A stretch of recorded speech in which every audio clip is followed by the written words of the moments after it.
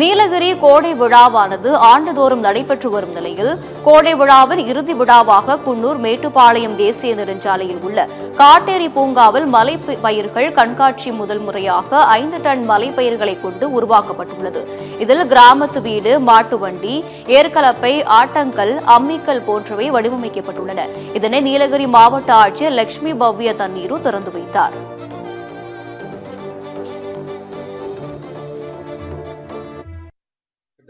ஊட்டியெல்லாம் பார்த்தேன். First time வரேன். Climate எல்லாம் நல்லா இருக்கு. நேத்து வந்து கொஞ்சம் மழையெல்லாம் கொஞ்சம் ஜாஸ்தியா இருந்துச்சு. இன்னைக்கு கொஞ்சம் கம்மியா இருக்கு. நல்ல கிளைமேட் தான். பொட்டானிக்கல் கார்டன், ரோஸ் கார்டன் எல்லாம் போயிட்டேன். நல்லா இருந்துச்சு. எந்த பிரச்சனையும் இல்ல. அங்கெல்லாம் கூனூர்லாம் போயிட்டேன். ட்ரெயின்ல போயிட்டேன். அப்பெல்லாம் மழையா தான் இருந்துச்சு. ஆனா இன்னைக்கு கொஞ்சம் மழையெல்லாம் கொஞ்சம் கம்மியா இருக்கு. நேற்றுக்கு நல்லா கோல்டா இருந்துச்சு. இன்னைக்கு கிளைமேட் கொஞ்சம் நல்லா இருக்கு.